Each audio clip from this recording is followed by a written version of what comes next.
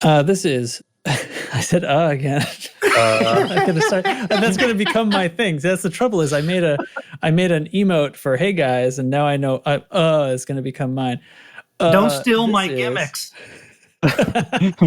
It is March 18th, 2021. This is Commander J and Trax. I'm a loose screws, and so can you. Stay tuned to find out how.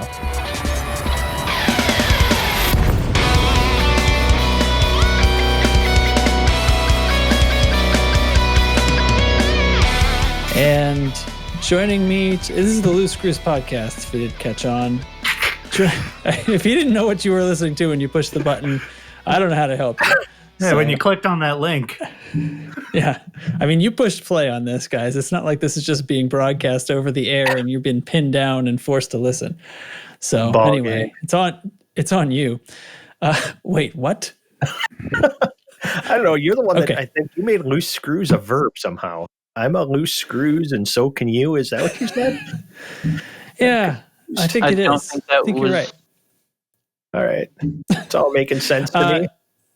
Yeah, it's great. It's going to be great. So with me tonight is Commander Chig. How are you? I'm doing good. I'm almost up to 10% through Deadly, heading towards Elite. So yeah, that's all that I do in Elite, apparently. Even though now I'm following Lark Shadow around, he's hunting pirates, but he really just seems to be flying around this system aimlessly. I don't know what he's doing, but that's what I'm doing right now in game, actually, is just following a wing signal. Following Lark Shadow around. Nice. Yeah. Also here tonight is Commander Devo Looter. Hello. Hello. I'm at deadly 17%. I thought that's what we were doing. Calling out how far away from Elite we are. Wait. I said deadly. I meant legend. Sorry. CQC is not deadly. That's my bad. Shucks. Yeah, that's what I thought. He was doing his CQC. Yeah, that was my CQC update, but yeah. Sorry. Well, I'm not triple elite yet, and it's driving me goddamn nuts. I'm not quad yet. Oh, do you want to be? Doesn't everybody? It's like the last goal that has eluded me. Yeah. Well, there's ways of getting there. I'd love to hear about it. Let's start the show. Let's start the show. Commander Dubs is here. Hello, sir. If we're talking about the ranks, I'm still at 88% deadly. That hasn't moved in literally months. And I'm a solid amateur at CQC, but I'll still whoop your ass, Chig. All right. Sounds good. Lieutenant Commander Data is here. Hi. Hello, I am 100% elite in trade.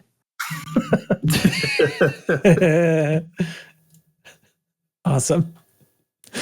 NL Hate is also here. He's also Commander NL Hate. I just didn't say that part. Hi, sir.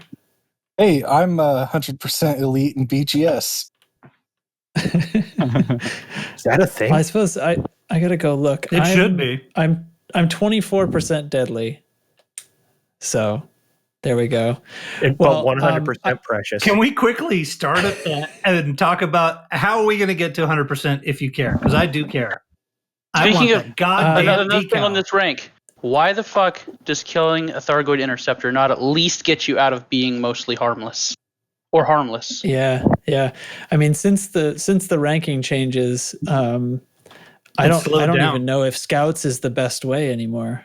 That's the big question, because I was hunting Scouts, and when they put because I think it was something like 15 to get 1 percentage point. Was it 16? I think I heard 16, which would make sense for computer math, but that's the only reason I believe it over 15. Yeah. I mean, it Close varies enough. because the rank before that is like somewhere between 10 and 12, depending. But when you're deadly, to get 1 percentage point, you got to kill, I don't know, 16, as you say. And there were those Thargoid combat zones at burning stations out in I forget what the name of the system was some months ago. Which that's where anything with incursion state, right? Which is I guess so. Coalsack Nebula. Right, and that's where I racked up about 16%, but it has not moved, and I have killed plenty of things since then, and it's driving me nuts that I can't get it up any higher. Awfully And bold how of you slow it is. to assume that they use real math in this game. Oh, fair enough. I'd say you just go kill dubs as many times as you can. Well, As many I'm times on as you can PlayStation. try. Catch me in the void. Is Catch there me a outside. legit? How about Is that? there a legit? Sorry to cut you off. Is there a legit way like that's updated As from far the as I know, Boy Scouts? the best way to do it now would be go hang around compromised nav beacon and look for elite targets, because I think it's still 16 targets per 1% or 16 kills per 1%. Are scouts no longer elite kills since they redid the I don't believe they bonds? are. Oh, okay. But I can't tell you for sure.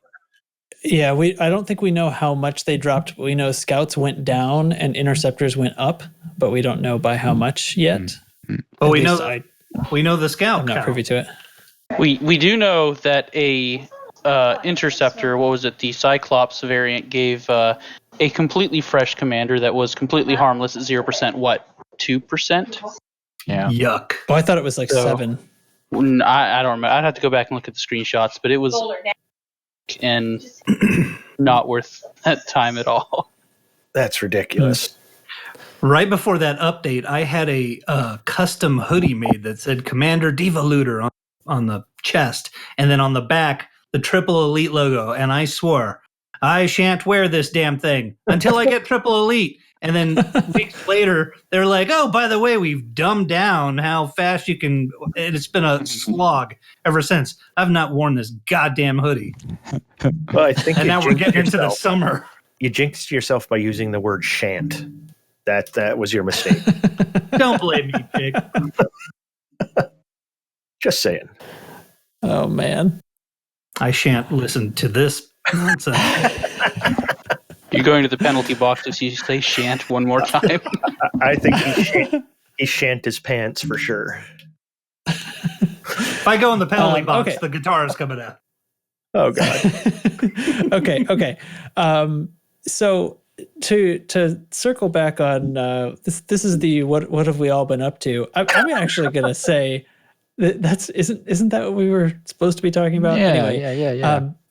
I'm going to go ahead and just say my part's going to be simple. Lots of ups and downs. I yesterday late at night had a few free minutes and thought I'd hop on for a second and maybe just turn my Type 10 into one of these low res turret boats that everyone's been talking about. More on that later, but in the process of flying it over to a system and changing out some parts, I accidentally sold a fully engineered size 8 prismatic shield. No. Oh, no. Instead of storing it.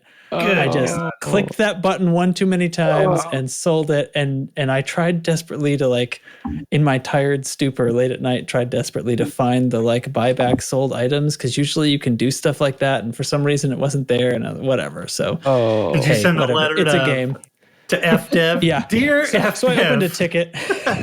No, They moved the I button. didn't. Whatever. I made a mistake and blah blah blah. So anyway, here's a question. I'm hundreds of millions of credits richer, but then the upswing of that is that today I got my first COVID vaccine dose sort of randomly by putting myself on a bunch of waste lists with my wife's help. Of course, she did a lot of phone calls for me because she's off from school this week, and basically calling a bunch of pharmacies who are doing clinics and saying, if you have doses that you're going to throw away because somebody doesn't turn up to their appointment or something like that, and they're thawed, and so they call you up, and if you can get there in time, you can have it. So I got myself in a little bit early in that way. So ups and downs. That's good, man. Yeah. So anyway, that's what I'm up to. What's been going on? Anything besides CQC, Chig? No. My daughter's been getting me set up to do streaming and stuff because she's been streaming a lot. So I'm probably going to be starting to stream here next week. Going to pick a couple nights a week to actually do that instead of hiding in Netflix while playing CQC. I will start streaming and see how that goes.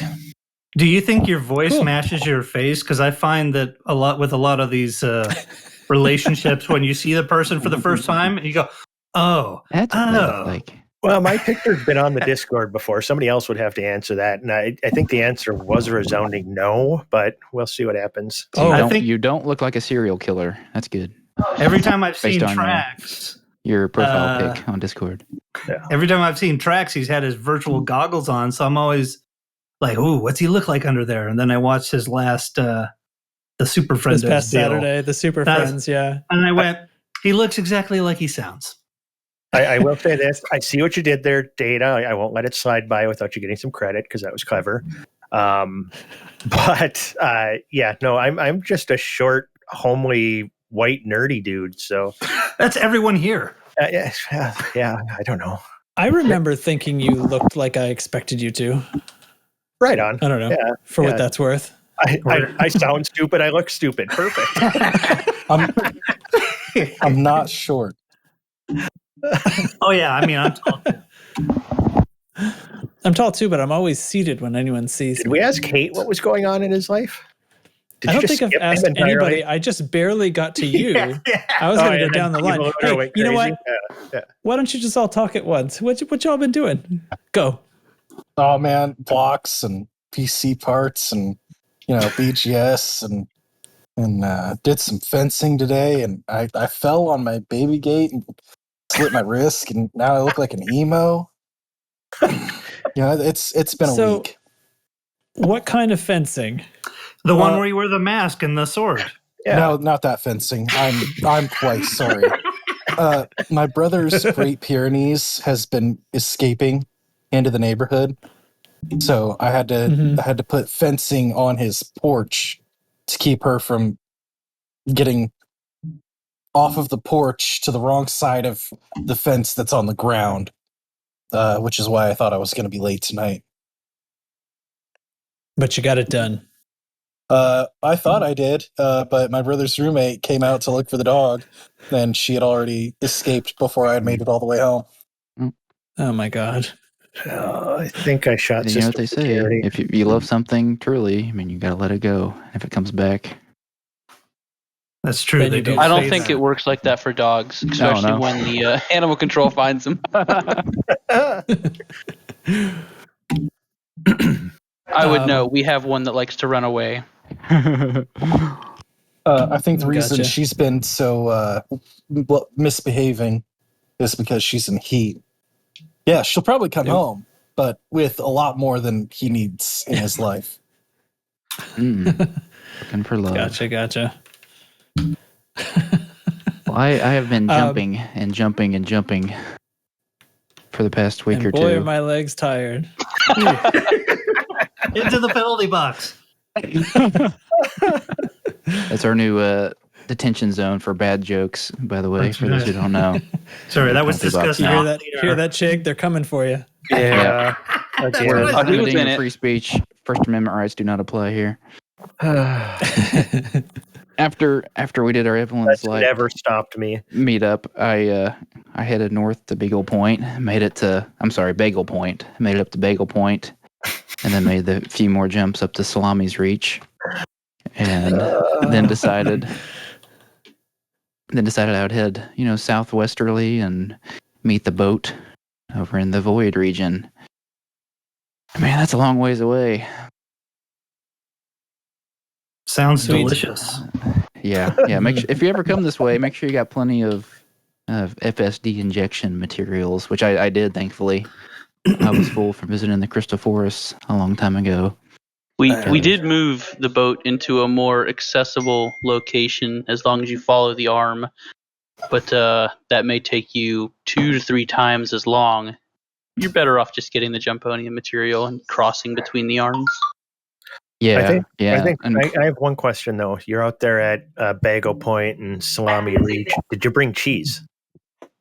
That's a good question. Brought some nice Swiss out here. I would have brought some. I don't know what kind to say.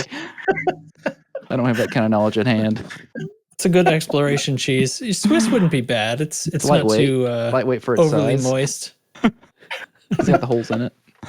Oh God, make it stop. Weight relief holes. I blame it on Space Madness. Moist. Super. So you guys are trying to get together a bit of a meetup out there in the far west. Is that true? Anyone that will participate. So we don't really know a date or anything like that yet because some of us are just now getting to the void. We're still waiting on data to actually reach the boat. Mm-hmm. But we'll post updates in the DS2 channel. So if you haven't seen that yet, just check it out. You can find our current location. Yeah, Roy Cookson's trying to find a route that doesn't require Jumponium out there to the westernmost star, but it's looking like you'll need some. So just check your mats before you get stranded. Yeah, and he's using Out a base jump range of 76 or 77. So if he's having trouble, then just get the materials. Yeah. Yep. Oh, you mean he's with 77, but without injections? Yeah, without. Correct. Yeah, I got 77 you. without Yeah. injections, and he's still having trouble finding a good route without using injections. So Yeah, there's a good okay. chance that just your standard ship is going to need them. Cool. Did I miss any goings on? Oh, me. Or should we? Oh, what's up, man? What's up with your guitar? How was the Sidewinder meetup last Hey, weekend? so yeah.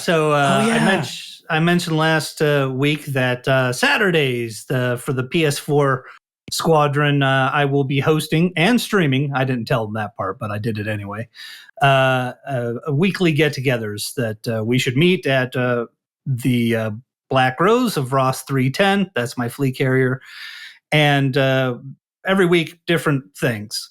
Last week was a Sidewinder showdown where you showed up in your unengineered Sidewinder, no Guardian mods, no any of the other stuff. Power play modules. And I got my ass kicked by Single Malt Scotty, who is very fluent in flight assist off and has the HOTAS and the whole deal. A lot better than all the rest of us. So he's the champion. This week I was going to be hosting a sort of canyon racing deal, but I'm unavailable, unfortunately. So if you're on the PS4 and you want to take part in it this week, reach out to Single Malt Scotty on PSN or through the Discord. He's hopefully going to help organize in my stead. And then I'll be back the following week with another stupid idea. Cool. Yeah, I caught part of that stream. I definitely saw some Guardian plasma chargers in there, though, so somebody was lying. Well, that ship I actually took care of. That was Scotty, because I blew up one of his ships, and he had a wanted level, so he had to have he had to get in his. He has a Guardian sidewinder that he takes out interceptors with. Oh wow! Nice. Wow. And he used that, but turns out it's only good against interceptors and not badasses like me. Yeah. The plasma charger is a funny kind of gun, but it looks cool. Yep. But yeah, it was lots of fun, and I encourage anybody who plays this game. You should at least have a weekly get together of some sort, because goddamn, the rest of my week was spent mining by myself. Boring. Gross. Well, come maybe mine we'll for find you us. a better way to make money. And then out of game this week, just to share. Last week I mentioned that I'm into like indie board games and stuff. I finished one that took 2.5 months called The King's Dilemma. So if there's anybody out there who's into weirdo board games, The King's Dilemma is pretty dope. I don't know if I've ever been able to finish a game of Monopoly the right way. Well, this is like not like D&D, but like everybody's like a council member, like in Game of Thrones, and you have to make decisions for the king, and it takes place over 15, 30 minutes to an hour long session where you're all bidding power against each other. And it turns all your friends into terrible political shitheads. It's awesome. So kind of like Monopoly. Nice. Worse. Worse. When you see one of your friends voting pro-slavery, you go, "What? Ew." I thought I knew you. You don't vote for that? I Empire for life. I could use a couple out here right now. Okay, moving on. Moving on, let's talk about the faction, right? Yes, let's do it. Incoming priority message. Squadron briefing.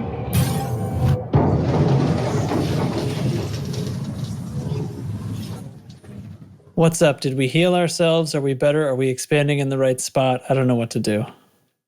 We have 3 factions below our target faction. And it is real skinny, and we are at the clock right now.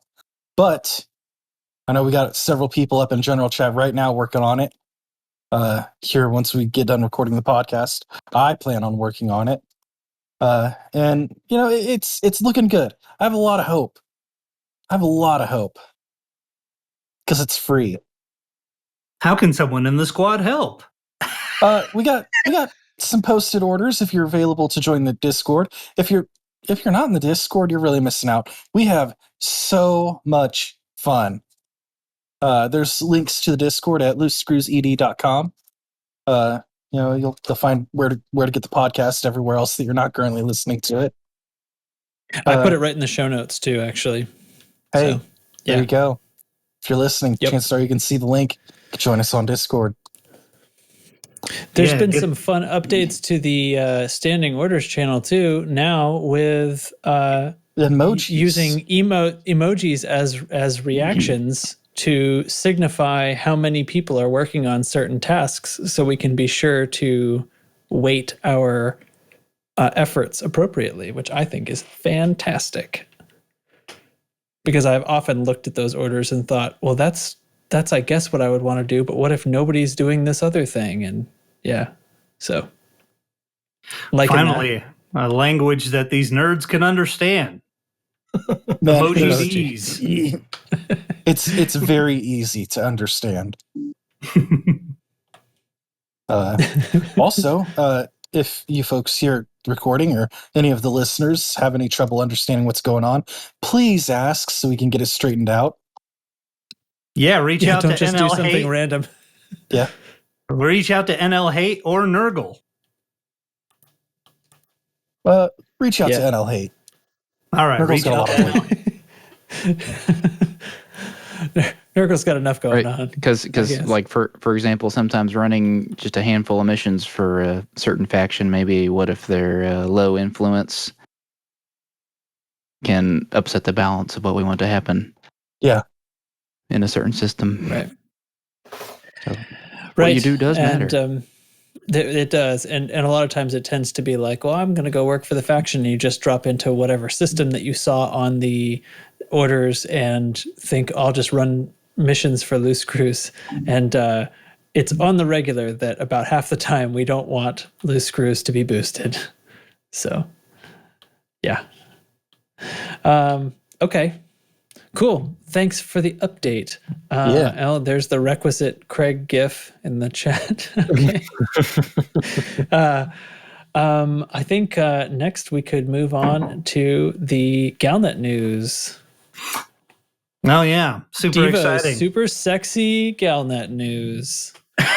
So turn the lights down low. Super sexy Devo's Galnet news. That's how That's I think of it. Let me drop my voice a few octaves. So last week, our cycle starts at Friday, and on Friday, the Starport bombing casualties included Federal VP Brad Mitchell. That was the headline, and if you need to read into it further, fuck you, I guess. That's my line. That's right. Play that drop of Chig. Wow. No. Shit-faced Chig.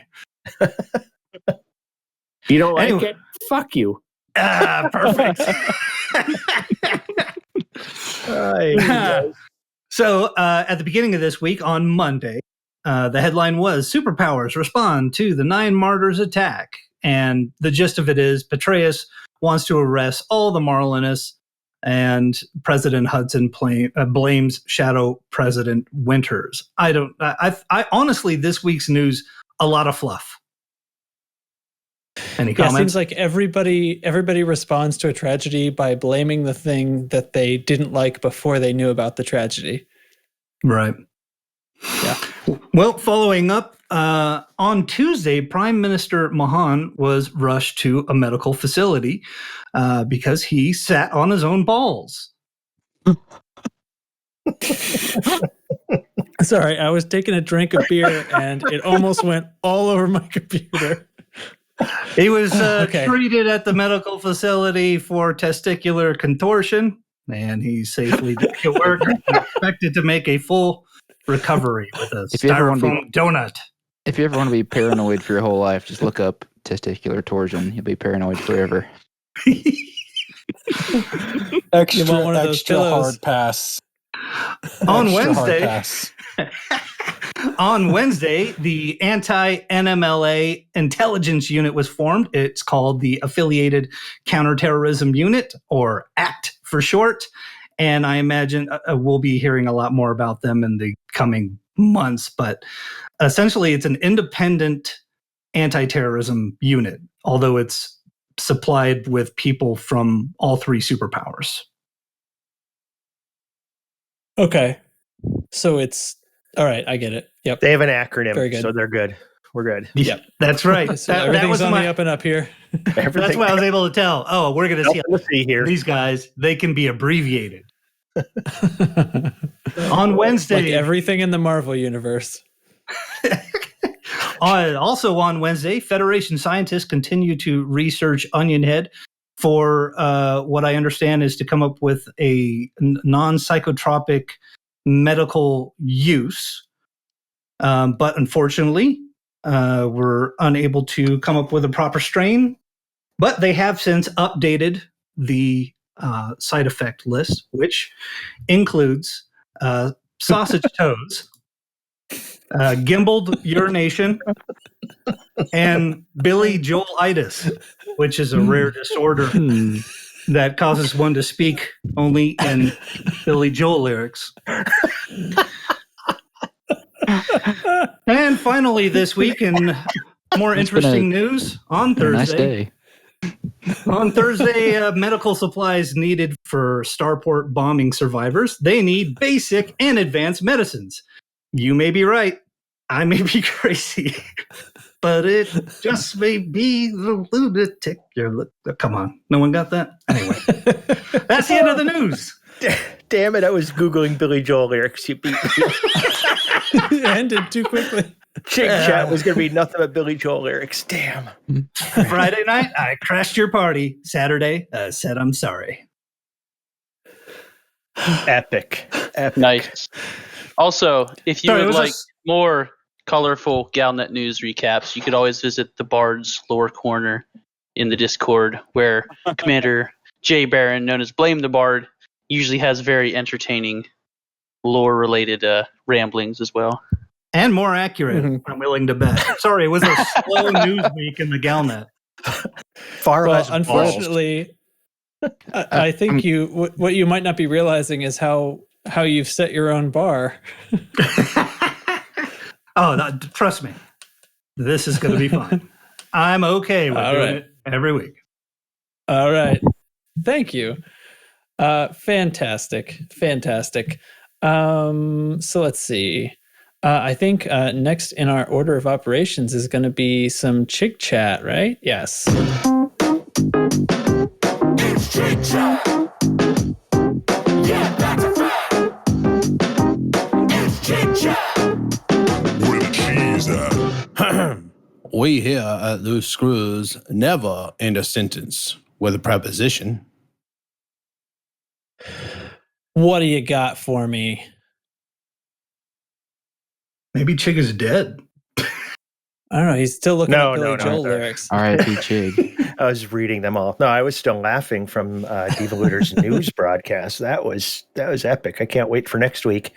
This week, Chig Chat, it actually is like in-game stuff for a change. I'm actually looking because we've got, we're just less than 2 weeks or just under 2 weeks from alpha launching. And whoa, so close. I hadn't thought about it like that. For PC only, by the way. You got to throw that in there. I didn't want to hurt Even Looter's feelings. You're so mean, man. That's all right. I've come to terms with it. He has no feelings. I'm dead inside. I'm dead inside. But I'm setting up this streaming stuff, and like what I was thinking about for streaming was, my race. I'm still probably 2 months at least out from marathon. The final stretch in this goddamn marathon. But it got me thinking. It's like, man, I wanted to have that done before Odyssey came out. I just wanted. I don't think I'm going to get it done, even if there's an alpha and a beta. It's still going to be pushing it to get this last 90% through Legend to get to Elite. But that's like my one big bucket list thing I wanted to have done before Odyssey launched. So thanks for all the delays, Frontier. You've helped me out a little bit, giving me a chance. But I was looking for like what other people's bucket list things are. If you had anything that you just want to get done before Odyssey, if it's just get back to the bubble from the abyss, or if it's, get your elite in combat before all of a sudden there's more elites to be collecting, because we don't know at this point. We know that there's at least 2 they've talked about, like a ground combat and a botany one, flower gun. Elite rank. I don't know. Exobiology. There we go. That sound so much better. But I don't know. Do you guys have anything that you want to get done before Odyssey? And if not, are there any like things in this game that you just want to, have on your bucket list that you haven't done, just haven't gotten around to, but you've always wanted to? That's all I got. That's my question. Come to the Discord, answer, and I want to hear what you guys have to say. I'll start. Yes, because I was venting about it right before the show started. I was trying to, or actually, when the show started, I talked about this. I want to get Triple Elite, and I would love to hear what the latest, best way to go about doing it. Because you can't just willy-nilly be like, just play the game, and eventually I get Combat Elite. I don't think it works like that. Or, I mean, not in this lifetime. Because if you just go hang out... I don't know, at some resource extraction site, you might get an elite guy once every, 20 minutes or whatever. Yeah, probably more than that. Yeah, that's a long time. Yeah. I mean, you have a better chance of getting it before the alpha than we do. Well, yeah, technically that's true. I'm filled with sun. That's the bright side. Well, I guess still the scouts at least are consistent. Yeah. So even if they're no longer worth as much as an elite NPC, you still might be able to get more rank faster that way. Because like I don't know about you guys, but I can mop up a lot of scouts per hour. So that still might end up being the fastest thing. If you're in a wing, I would imagine that like Cyclopses would be the best thing, because the other ones take a little too long. And Cyclopses, boy, if you could get 3 of us together, we can do them in seconds. Yeah, but I think that when you do them with multiple people, don't you get less of a cut? No. Of the percentage? Does it split? No, I don't think I've never so. heard that with wings, no. It splits with your pilot, doesn't it? Or something? Your NPC, yeah. It NPC used pilot? to. I don't know if it does anymore. I think that they split that off. They still take your money, but they don't take a chunk of your experience anymore. Well, what's the But I could be talking on my ass. What's the faction state that shows where Thargoid combat zones are at? Because there you can actually stay for quite a while. Right. And that doesn't happen very often. I think it's incursion. It has to be incursion before you get Thargoid those are temporary CZs. things, yeah. Right, and they're only essentially around like whenever a station has been attacked, right? So that's when you're finding there haven't been any CZs. CZs in 3 years. Yeah. No, that's not true, because that's not true, because I fought in one. Yeah, I'm sorry. Like CGs. Those have been community goal things lately, haven't they? No. This one was, it just happened, whatever that place was out in the Pleiades, like 3 months ago, because that's where I first discovered. Yeah, I thought that was a CG, It was a few months ago. Well, it was Thargoid attacks. It's just that they hadn't. I think several times recently, Thargoids have attacked some stations, but the response or their maybe they didn't attack stations. Their presence was increased, and the response from the organized groups was so strong that it never got to incursion state. They prevented incursion state. Like it was infestation happened, but incursion. I hope I don't have those flipped. But so in other words, basically their numbers increase, and like a week goes by, and if you kill enough of them, you can prevent the next phase, which is when the CZs start to appear. And that had happened several times, and then I think they had to turn on some extra BGS stuff to actually make the incursion state happen. But they did happen in the past few months. It was a little while ago, but I remember I did go out there just to experience, because I'd never done a Thargoid CZ before. So it was I did go out there and do that. That's where it was at, Oneros. Yeah. So you're saying basically the best way to go about things at this point is just going out and hitting all the level 3 and the level Pleiades or the forms. Witch Head, right? Right. Yep. The CZs are like really high difficulty, right? If you try to stay through the whole thing, so many waves of scouts and so many waves of interceptors. Yeah, what happens is you drop in and there might be, one interceptor, but there's tons of regenerating scouts, and the interceptor is so distracted because there's also NPC pilots in there. Yeah. The interceptor gets distracted by them. As long as you don't engage him, he won't bother you mostly. And then eventually more interceptors start dropping in, and then eventually it becomes too much and you got to split. But even then, if you got a good heavy hull ship, you can hang out for quite a while, and that's good for, 20, 30 plus scout kills, which is so great compared to finding those level 4s. And if nobody's in there with you, you can reset the instance pretty regularly, right? Too. So with relative ease. Yeah, I've only done them on that one day, but it was pretty cool. But yeah, in the meantime, threat 4s. I don't know for sure, and hopefully somebody has done some more math on this since the changes. But it's the consistency that I think is going to lead us to the conclusion that it's still the best to do scouts. It just sucks because in a 4 you're getting either 3 or 4 Thargoid scouts or 10. I think it's two or 4, possibly 10. Yeah, when you hit the big ones, that can get a little hairy for a minute because they amplify each other, and they're the ones that have missiles are there and stuff. Right. And then, but ultimately, you need 16 kills for 1 percentage point. Good grief. Yeah, but it really, if it is still 16 per percentage, right? It would be, I think it's tough to be less than that way, but I think it's less than that now. But it's still really fast. You can clear out, one group of 4 or a group of 6 in, I'm going to say under a minute and a half. Once you find one and you drop in, you can have them all dead and be back searching for the next one. No, you're right. But it's the flying from spot to spot that gets old, and eventually you have to hit reset to burn off some stuff and repair your hull. If you can do 10% in an evening, great, but good grief, where did the evening go? Yeah, it's a lot of work. You want to be watching Netflix or something while you do it, because it's really mindless combat too. It's not.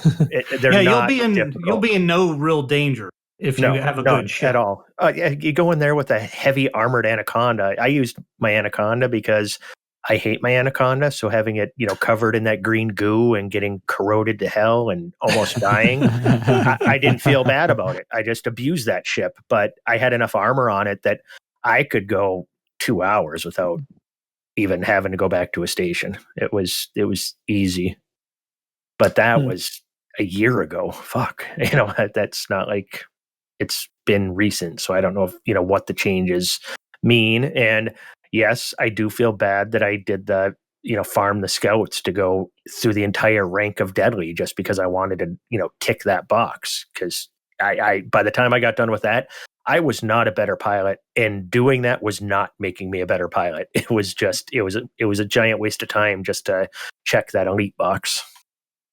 On the subject of anacondas, I broke mine by I went in and okay.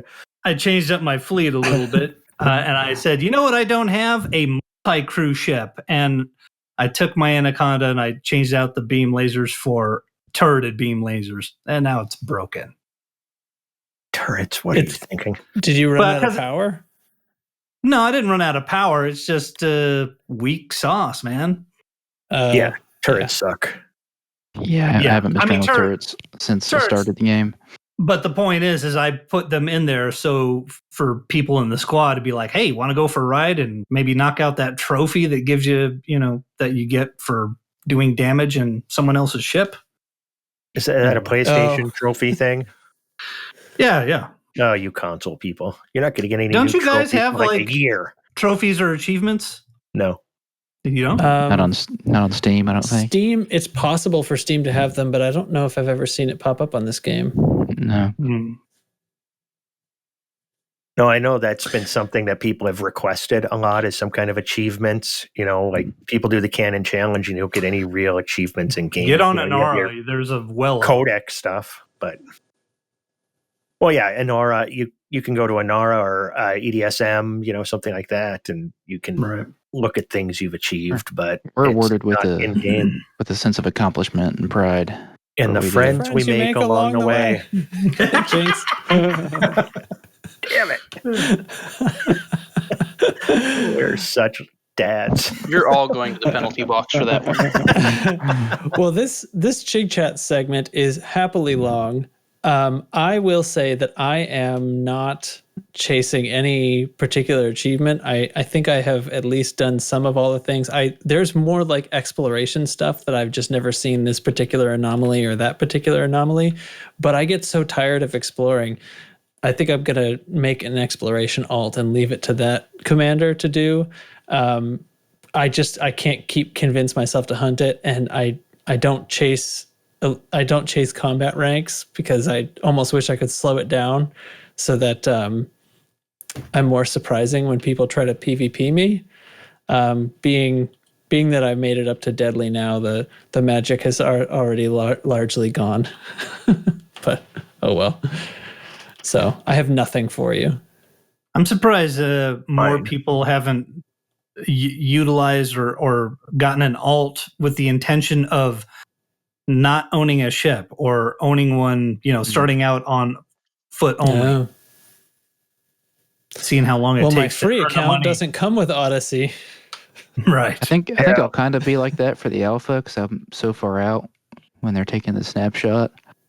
Right. I'll probably suicide back, and all my ships are on the boat out in the void. So I'll be doing it. Yeah, we'll still be out here when it launches. So an alpha test on foot. I don't think I have any bucket list items either. I just like playing the game, with just the base gameplay with all y'all. And that's interesting. Get into whatever interests me at that week, or that day. Nice. That's interesting to hear because I feel like this game is about setting a lot like short-term and long-term goals. Like, okay, I need to engineer this FSD. Then, okay, I need to engineer these multicam. All right. And see, that's what I with this game. There's just different kinds of players. I mean, I'm that guy who has to get everything done and making those goals, like you said, like I'm going to get all the engineers done, and I got them all done. Just that was the mission I was on, and I got them done. And then I wanted this ship, and I did that, or combat rank, trade rank, all these things. I wanted to have 10 billion credits in my account at one point. I just did it just to do it. And then there's other players like. I said I was flying with Lark earlier. It always blows my mind the way that he plays the game at times because he's barely got enough credits for rebuy half the time, and he doesn't have engineering done, and he's played this game a lot. He just is enjoying the ride, and I kind of envy that sometimes because I play it so much different. Mm-hmm. It's refreshing to hear such a blasé attitude. Oh, whatever my fancy is, which is nice. Or at least it's more blasé than even my own attitude. I think, I don't take it too seriously. And then I hear someone who really doesn't take it seriously. Like, oof, wow. Nice. Yeah. I'll say most of my short-term goals have been set by when I hear about a ship build that I'm interested in. I'll go and make sure I got the mats and go and build the ship and engineer all the modules. But other goals have been more like opportunistic, I guess. Like going on a big exploration trip centered around our Distance Cruise 2 expedition. Yeah, and see, that's another example of a player. We are opposite ends of the spectrum. You're like, you see a ship you want to get, and you start getting the engineering mats to put that together and everything else. Whereas I went out and farmed enough engineering mats where I don't have to think about it at all. I just get a bug up my butt to build a ship. I build it, But at the end of the day, we still have to collect mats when we engineer a ship. I'm with Data. I build a shopping list prior to going and getting the ship. I have done spending a long time gathering a lot of mats. I have done that, but especially after Chig shamed me one time publicly. Public humiliation. It caused me to change a little bit. I should have spent some time in the penalty box for that one. I think I fall between you guys because I did do some fill all my bins in the mats once, and then kind of let it ride, and I do play with a little bit leaning toward, I should really grab those mats, not always just the expensive ones, scooping up some of the little ones sometimes too, and spending a little bit of time on that instead of totally ignoring them. And of the time, there's very little I have to collect when I go to make a shopping list. But that's my month to month goals is oh man, I've never made the FAS build that I like. And so it's that's the next thing I'm doing, So it's much smaller, more amorphous goals. And then it's if that isn't fun, then I'm just going to take the parts out and think of some other thing to do and just try to find some other weird fun in a ship build.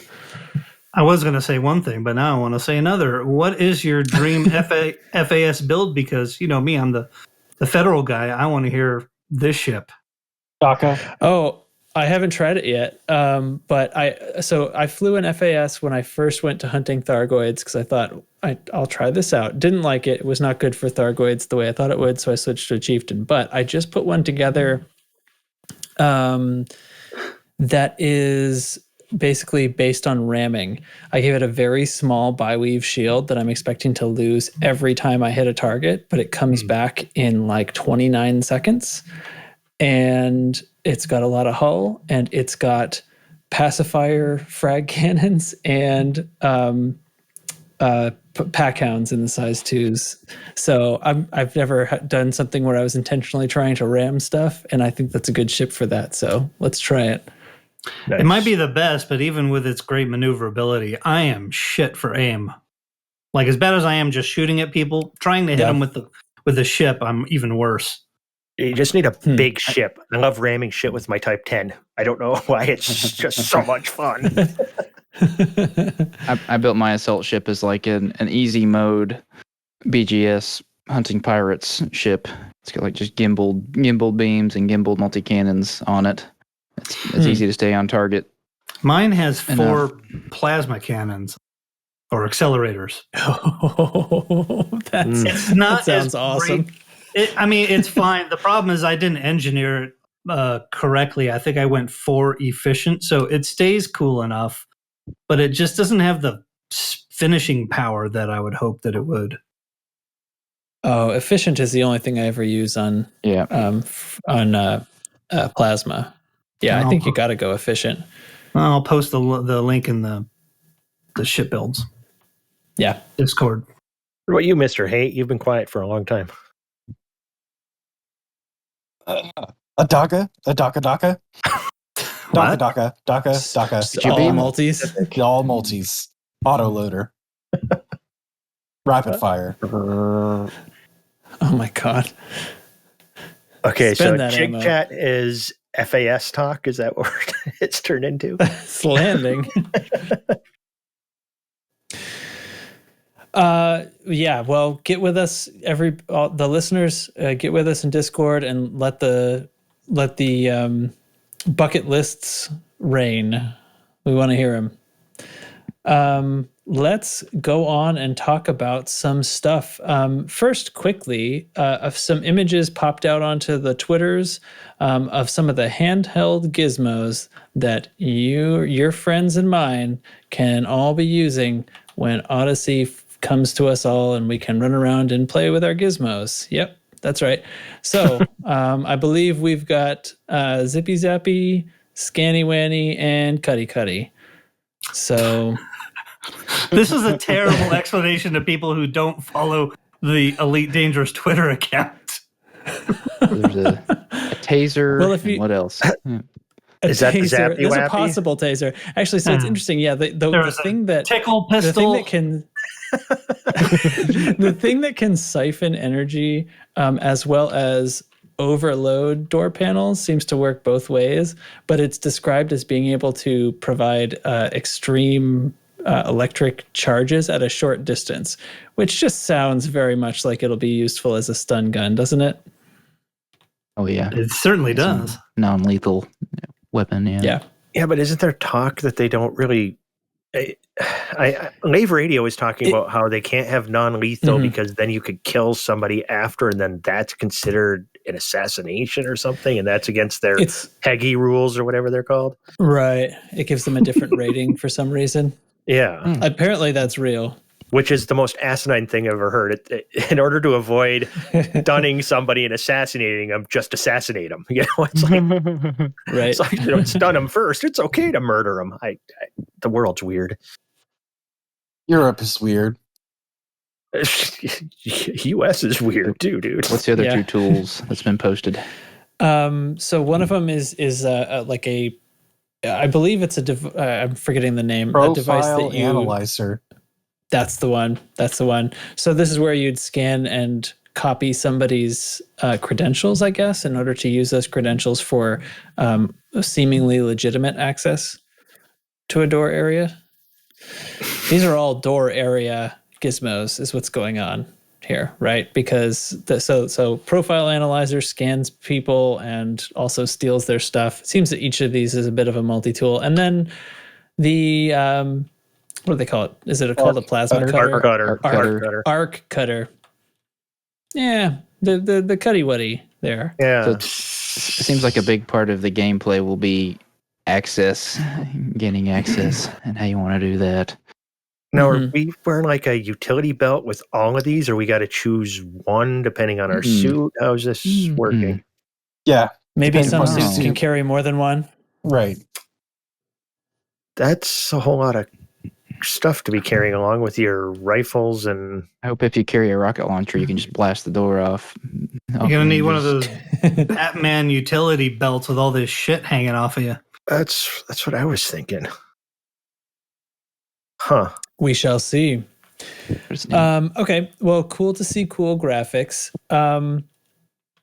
But what all things we had seen in the videos or they'd mentioned during their live streams, right? No new. That wasn't meant to be a joke.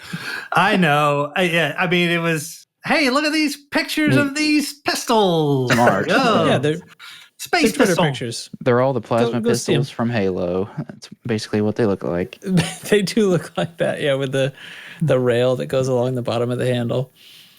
Okay. Let's do this. So there was this discussion that's been going on, and I haven't paid that much attention because I have been like kind of swamped under with work stuff, but everybody seems to be getting on about it and weighing in with their opinions. So somebody gets to start by explaining it to me and anybody else who isn't privy. What is this about rekindling the conversation, RE burning the bubble? Take it away, Chig. No, and oh, hey, go ahead, because you watched the video and you're the one that first brought it up the other day. Yeah. The pilot recently released a video of him covering the stuff that he talked about when we interviewed him about burning the bubble. And with Odyssey on the way, and chances are, the horizons beyond, but for Odyssey beyond, we're probably going to get, more new content after Odyssey comes out.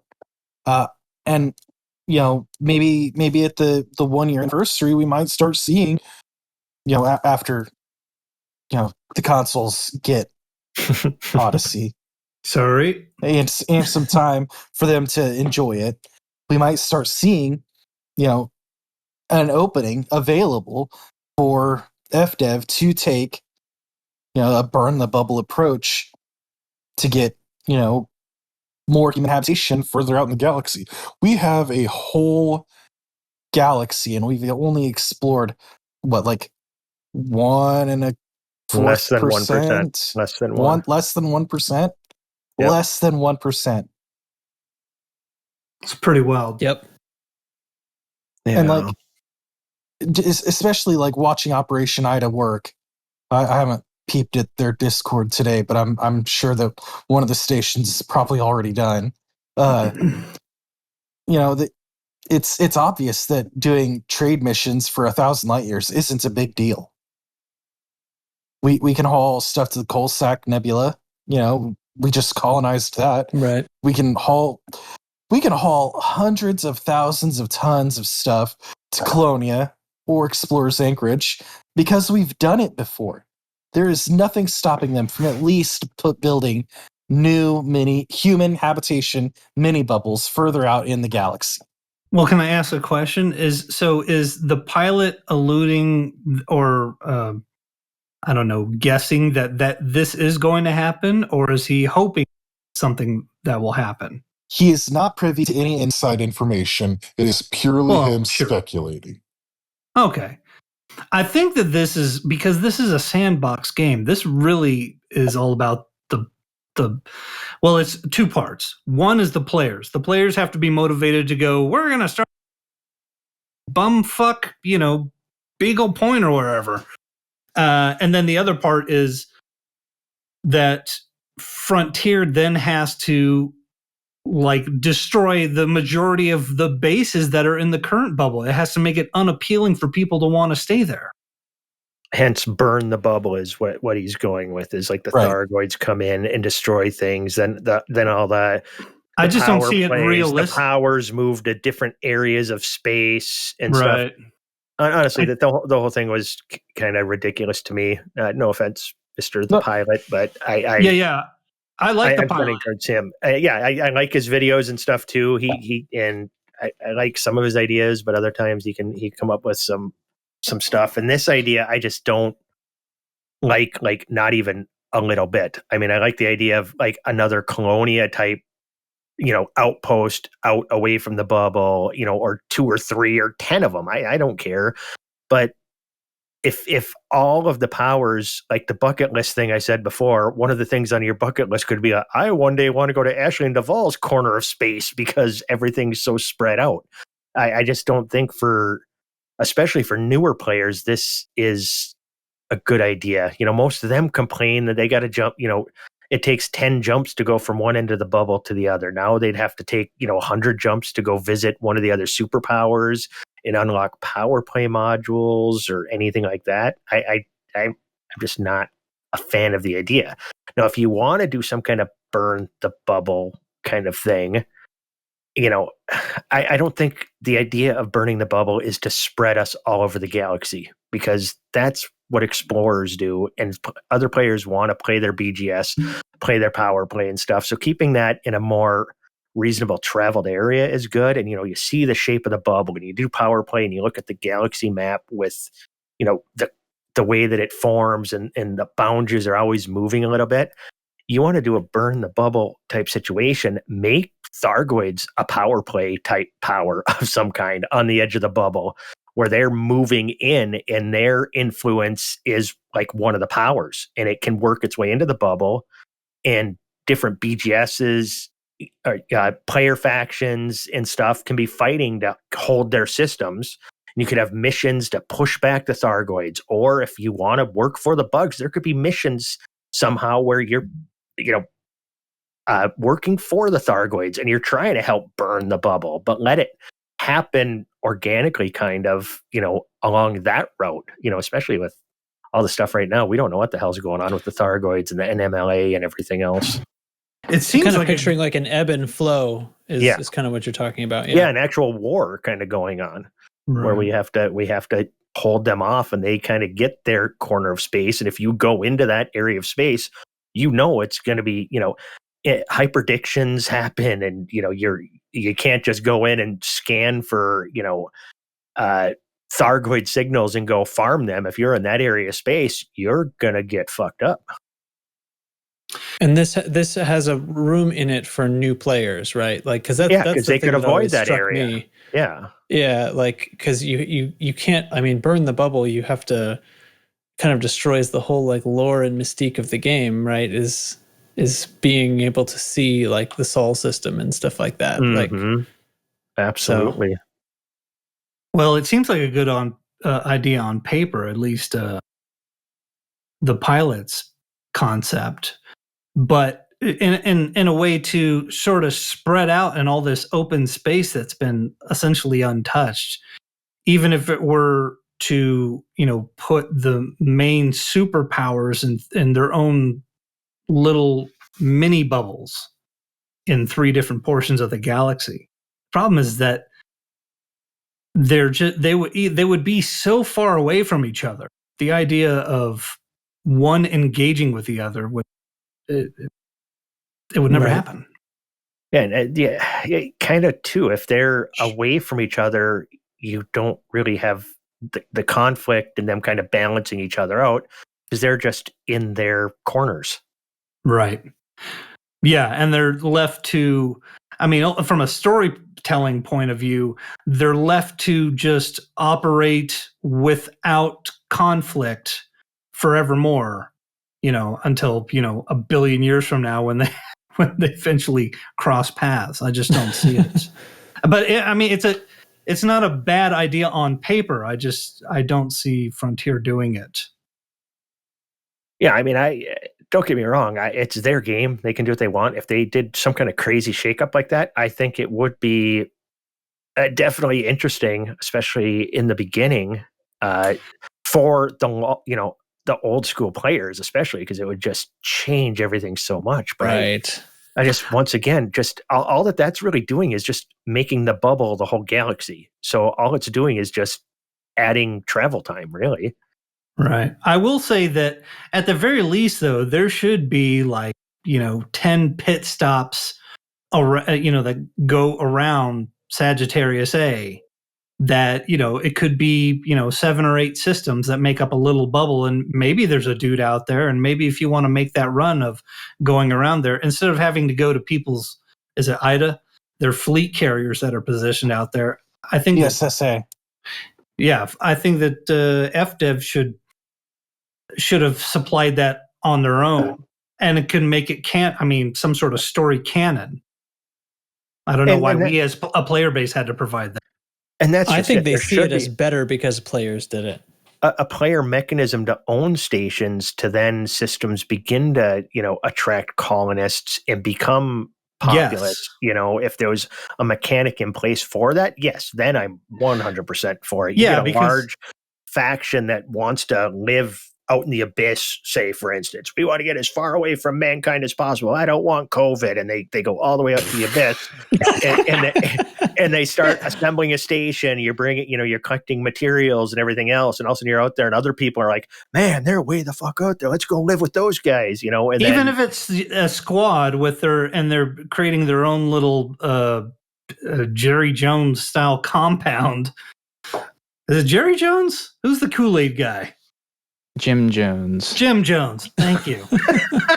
Oh, yeah. Yeah. Oh, really what this is about is new mechanics and a power play refresh, because the power play system, it is inherently flawed as it currently stands.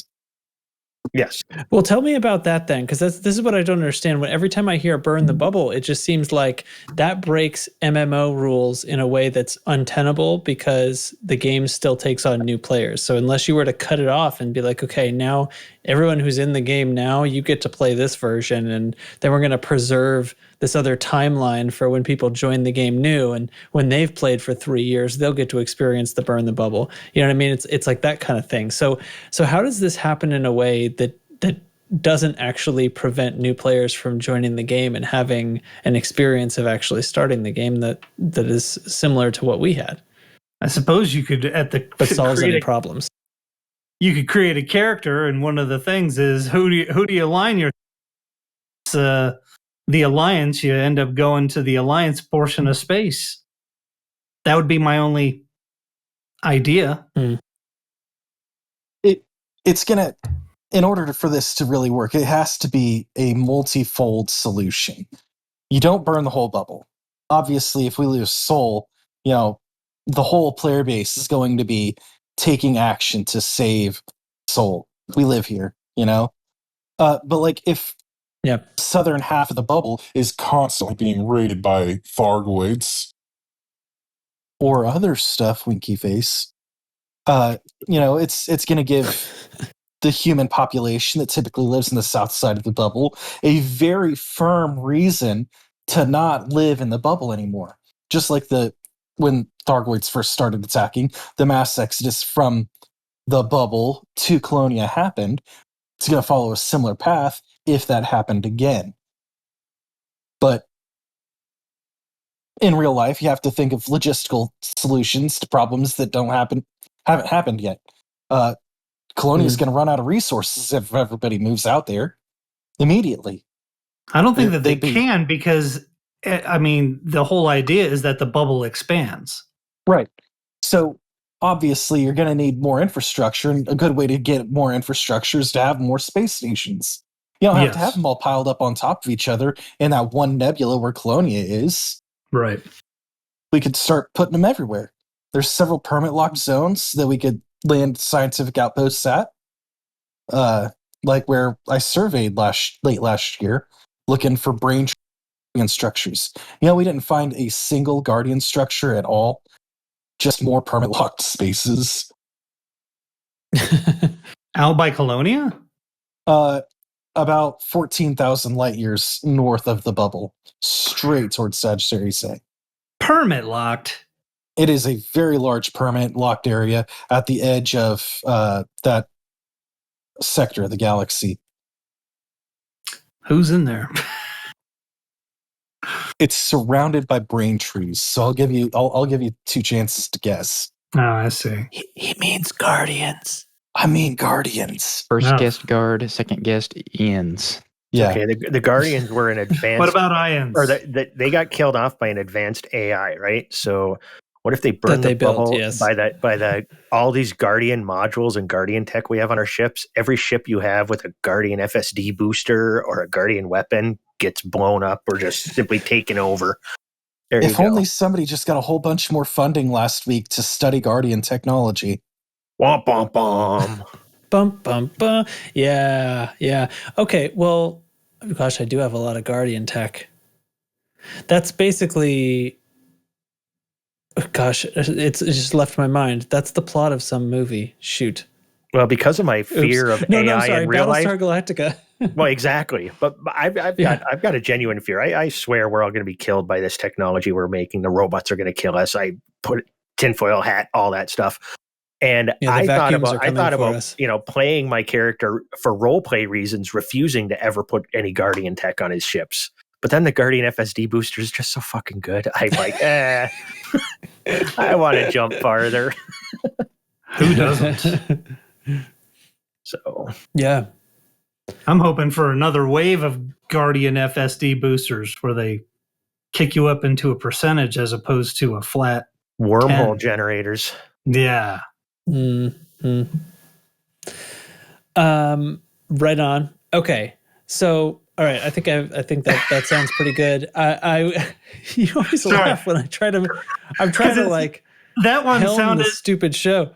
I know that one sounded like a cheerleading thing about ready to start. Right on. Okay. So ready? Okay. Let me. Not that we ever have a fourth wall here, but like just to clue you in, every time I try to do it, there's some aspect of it that makes everybody laugh. So I try to. Yes. It's like I'm trying to improve it each time, and I feel like it's just getting worse. But just go with So There's one thing that I realized that we sort of skipped is that there is 3 community goals that started today. They're all delivering. I know you said they're delivering advanced medicines and basic medicines, but the rewards basically vary depending on which station you're trying to deliver them to. So on offer are a type 6. Is that true? Yeah. That's a weird reward. A type 6. So I believe these are all for the.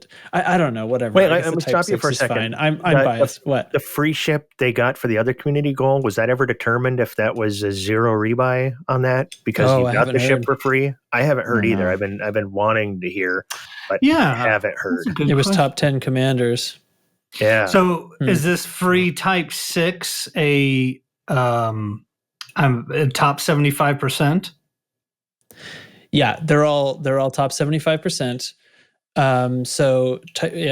You can pick a type 6 by delivering to that station. You can pick a size 3 power plant that has 2 grade 5 engineerings on it. It has armored and overcharged, which is kind of wild. Here's a question: What ships have a grade 3? A lot of them. Most of them? Courier, Viper, I think.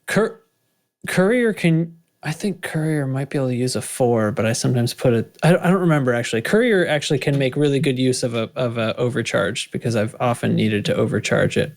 Let me just look at that quickly. Viper uses class 4 power plant. Viper, okay, so you could... So theoretically, like an armored size 3 is still going to have less mass than a size 4, but having it be overcharged at the same time. So there's a lot of ships that might take a 4 that you could knock it down and use this one instead, which would be pretty rad. I'm kind of excited about that one. The other module is class 3 A-rated shield that has thermal resist and kinetic resist on it. I'm much less excited about that one, but feel free to change my mind. The Viper 3 has a size 3 power plants as well. Mm-hmm. Yeah, I was thinking this might be great for my Viper because my Viper currently is like a shieldless PvP kind of build, and it would be rad to have. Well, actually, then it's already got an armored plant in it, and it has plenty of power, so I don't know. Whatever. I'll find some use for it. It'll be fun. Maybe the Courier will get it after all, although I don't want extra weight in my Courier. The Courier typically has a class 4 power plant. Okay. Well, then it might be perfect for a Courier. Is there any reason I should be considering this shield as being valuable? I never use Class A shields. What's on it? Kinetic and thermal resist. Oh, it's both. Interesting. I don't know. Yeah, that's interesting, but I don't know if is it really going to get enough of a shield boost to make it better than either a biweave or a prismatic in, with the correct configuration of boosters. Yeah. I don't think they were expecting... Somebody will find a use. I don't think they were expecting people like you who have an advanced knowledge of shipbuilding to sniff out this horseshit. I'm sure there are plenty of people who are like... I'm sure we have at least one, or I know we got at least one person that would go for the Type 6 transporter. Oh, yeah. In our group. Yeah. Ironically, when I heard you say that, I was like, yeah, I'll go for that. I know if Commander Volt Solette goes for the CG, he's going for that T6. I just know it. He's our Type 7 expert. I used the Type 6 to do a lot of things, actually, early on in the game. That's how I got my Federation rank. Pretty good little ship. I don't think I've ever flown a Type 6 or a I never have. You're not missing anything. Okay. Watch it be a more nimble Type 6 with a large hard point right on the fucking forehead. I'll say it's a good small transport ship. I think it can hold around 96 tons of cargo, something like that. You know how they could have gotten me to do this one? Give us a Type 8. Ooh la la. They would have gotten me very interested. Would you really? I mean, look at the Type 6, look at the Type 7. What do you think the next one's? a Type 9 I like. I love the Type 10, so it's got to be somewhere between, I don't know. Yeah. 12. Type 12. Type 37. Just make it. I've got it. I've got it. It's the Type 12 offender. Yeah, it's offensive because it doesn't move. It's essentially a space station. It's got worse maneuverability. Oh my God! I'm just having turrets. my OCD try to fill a hole, and you guys are going to type other stuff. Jesus. They already have a combat version of the 6 and the 9. What about a combat version of the Type 7? There we go. I like it. Yeah. It's a shame the Type 7 is just so bad. What? Shut up. Volt's going to quit listening to the show. I built one this week. That. Hey, ask your FDL how bad that 7 was. Oh, snap. Did you get beat by a Type 7? It has 11,000 armor. Okay, hey, I took it out in my Viper 4. I took out that same Type 7 piloted by Dubs in my Viper 4 with only dumbfire missiles. So when you get you take your FDL back home with that. Agreed. This is embarrassing. We're having a grudge match. That Type 7 also landed. Well, it didn't land. It made contact with the ground and bounced several times at the 11G world. Yeah, the 11G world. It was going thousands of meters a second, and it just bounced and rolled 3 or 4 times. Yeah. If I ran into a Type 7 in a combat scenario, my initial thought would be, I must laugh at this. And then if it started to feel like it was beating the shit out of me, I don't know what I would do. I would just run. What the hell? It had a lot of hull. And it had one big gun and then a bunch of almost meaningless guns. The problem is those dumbfire missiles made the hard points inoperable in a fairly short order because their locations are not very well protected. They are just right there ready to get fucked up. Oh yeah. Like mounting a machine gun on a school bus. Yeah, imagine mounting it on the outside of the school bus where it's exposed. Yep. I actually put together a Type 7 this week. I've never owned one before. I needed a dedicated rescue ship. It's all right. That's my review. The Type 7, it's all right. Kind of look like fire trucks. In fact, I will go ahead. Good job on them. I will extend that review to everything that starts with a type. Type 6, Type 7, 9, 10, 11, 12. They're all right. I love Type 10's a little more than all right. The 10's pretty badass. I love that shit. Hey, let's talk about that. So the other thing that's been going, oh shoot, I'm being interdicted. That's okay. I'll keep talking. What difference does it make, right? The other thing that's been going on is Hawks Gaming made a pair of videos. I guess one was sort of a theory crafting discussion, while the other one was actually like a sort of a quickie. The second video is like a quickie video actually describing the build. And so the idea of the build is that you can leave it AFK in a low res site and it will just survive and make money for you.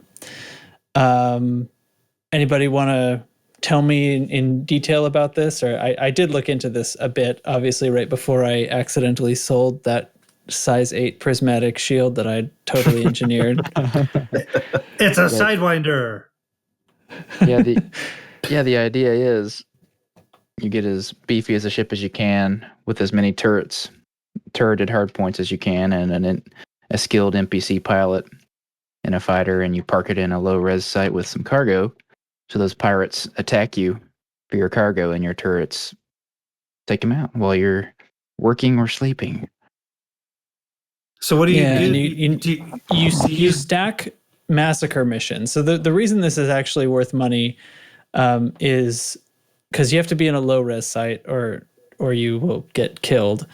You turn your crimes off so that the police don't come steal kills from you, and you stack massacre missions. And he has this careful way of going around and only grabbing a single mission from each contact, so that each kill is going to count for every mission that you get, and you're always grabbing them for the same factions, essentially for the same target faction, so that everything always counts. And then apparently you can make enough money this way. I actually sort of theorized that maybe I would might become something that I do while we're recording the podcast, not truly AFK, but quasi AFK. And I started to build my Type 10 into one. He recommends the Type 10 as the ship for this. What do you put on there? Like GIMP or turreted pulse lasers or something?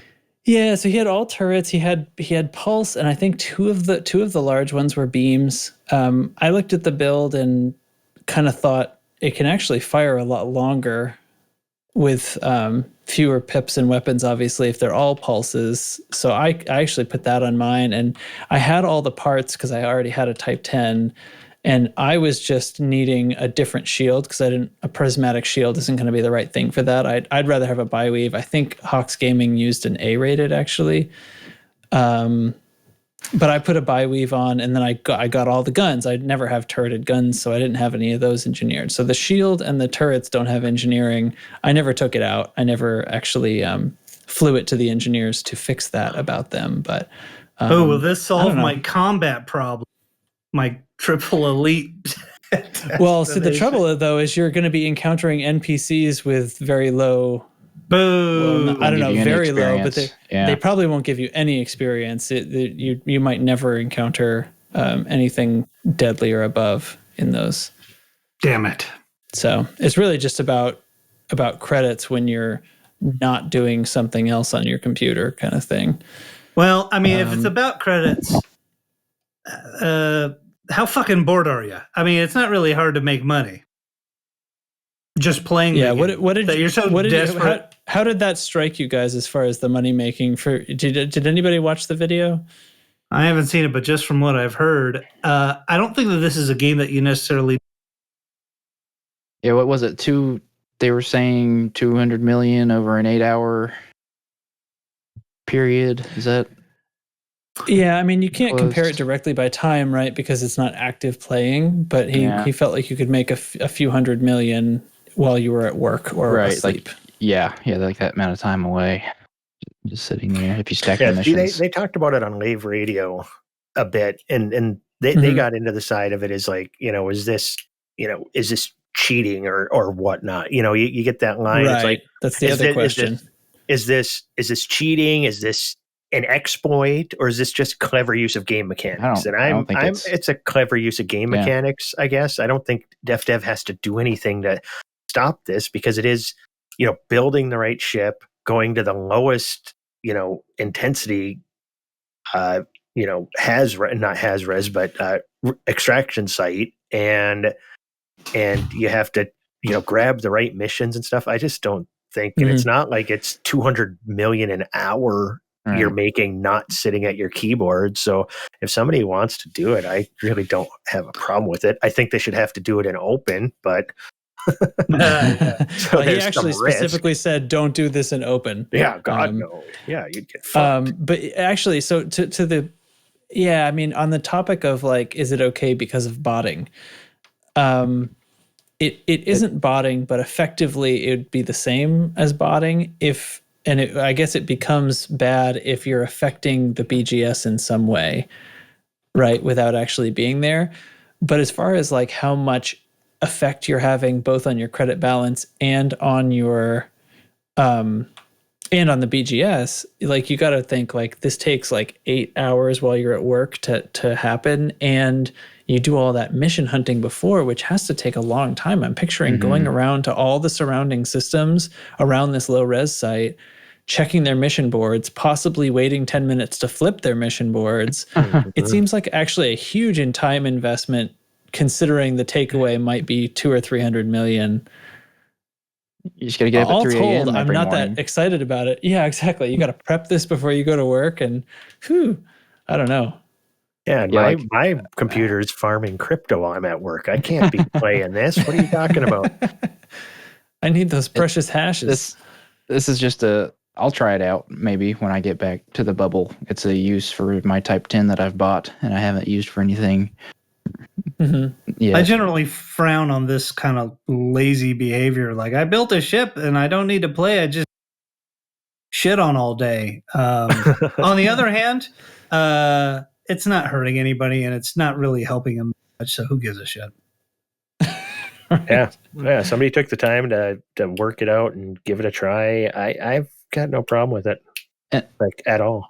And maybe with someone will try doing a better optimized build and taking it into a higher risk area, see if you can make more money. And somebody will find a corner of space where you can get, missions from like 3 specific stations to pull shit off better or something. Nobody say comma. Yeah, but God, no. Oh, Jesus H. Christ. The Ross 310 instead. And I just generally don't like doing stuff like that on the rare chance that Frontier goes, hey, you shouldn't have been doing that. And then they, retroactively kick you in the ass. Mm-hmm. I like to have a clean conscience. Yeah, I do. Like I said, I thought about trying it out like as a quasi AFK activity for when we're recording the podcast. Probably I'm imagining that, considering the time I would have to put into optimizing my mission board thing and the abysmal kill rate, money rate sort of thing that would happen compared to an 8-hour day. Probably this isn't really worth it, and I should just go back to mining if I was really after credits. Yeah, and I wonder how disappointed would you be if you're like, all right, I put together this badass Corvette, and I'm just going to let it sit out here and whip some ass, and then you come home after 8 hours thinking that you're $500 million richer, and it's gone. You've been killed by. Yeah, you've been killed. Or you just didn't engineer it right. Because I've done this, because early on I was like, oh man, I got a bounty and I didn't know about interstellar, so Factors, yeah. So I'm like, I'm going to just kill myself. Forget it. I got the money. I don't care. And I flew into a nav beacon and I just let the guards there or the guards there have their way with me. But the ship was so strong that that they essentially shot it for, I think, a half an hour. And I didn't do anything. I just let it sit there, and it eventually exploded because it overheated. It sat at 800 degrees for 30 minutes. Oh, man. Well. And by the way, it didn't get rid of my fucking bounty. No, it doesn't do that. It doesn't get rid of that. Actually, on the ship build video, which is the one that I watched, he says that when in testing this, he only lost the Type 10 once. Oh, so he did lose it once. Out of how many times? He did lose it once. I don't know. At least 3 or 4. He tried it with his engineered build, and I guess he did it a little bit with an unengineered build to see how it would work. But he said he only lost the Type 10 once, which he seemed to think was pretty good. Boy, I don't know. All that work farming up the mission boards, that's what I can't get my head around. Mm-hmm. Was it Data actually earlier, doing that part of it? Was it Data earlier that was talking about, or just playing the game and not always having enough for the next thing? Was that you, Data? Mm-hmm. Yeah, sometimes. This seems to fly in the face of everything you're about. Like, I have to have all the money and I got to have because it appears to me that you have to have money in the first place and engineering materials, so you're not new. So how bad do you need $200 million? Yeah, that's also why this is also not a big deal either, because it's not like a new player can just go do it. Right. Yeah, it's just a new idea for a different kind of ship build. I can't afford the reactive armor for my Corvette or prismatic shields. Trax could have sold you a prismatic shield earlier. Yeah. Well, I don't know. Maybe I'm gonna go buy some more. I got a lot more money now than I had when I first unlocked prismatic shields.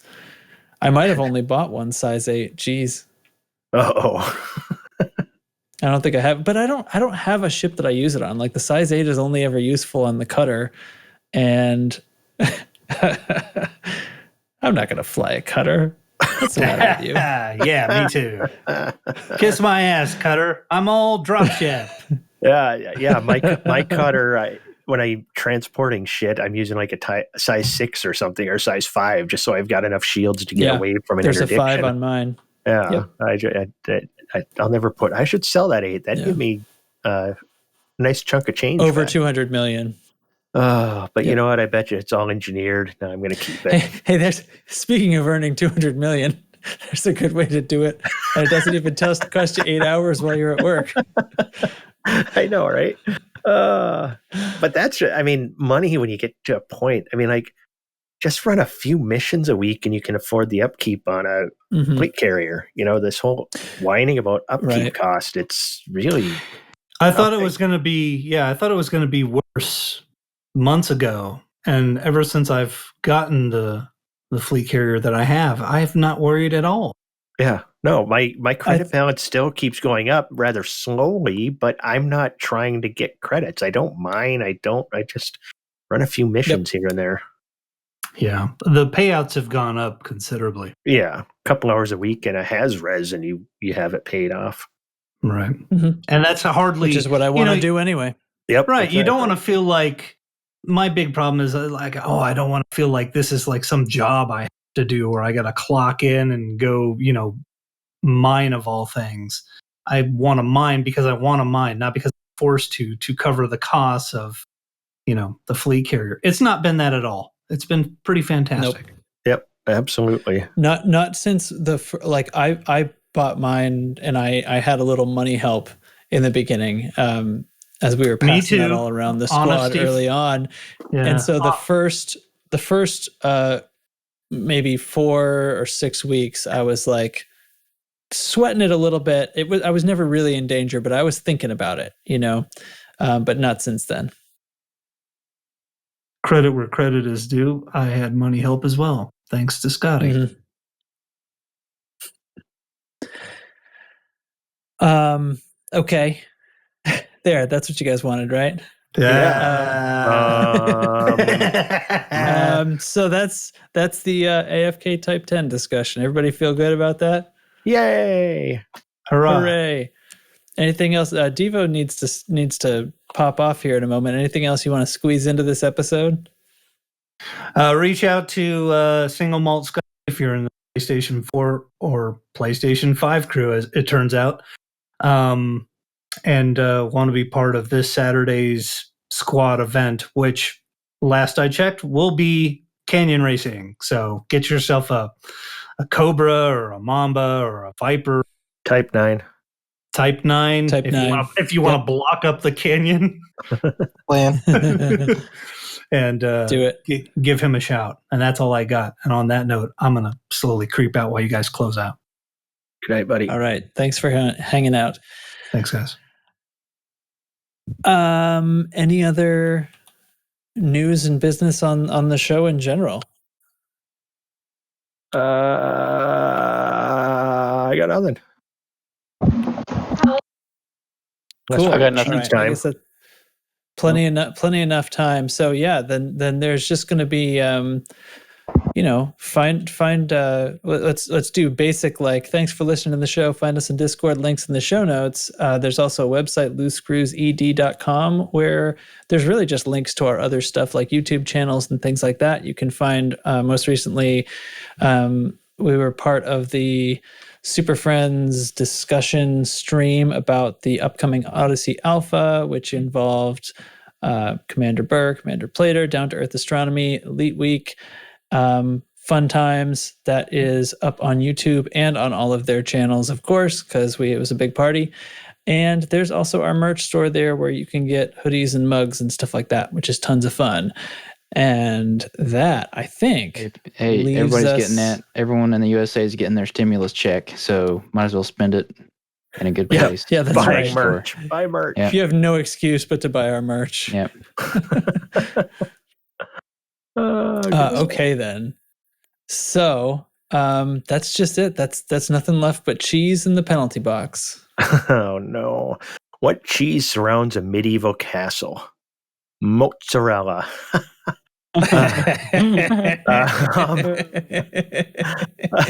This week's cheese is not going to be an actual cheese, though it does include cheese. But I got to say, I did cheesecake before I did this. So you want a cheesy food? Mac and cheese, man. Just there's so many variants. Like my daughter loves Velveeta shells and cheese. You have the good old Kraft mac and cheese.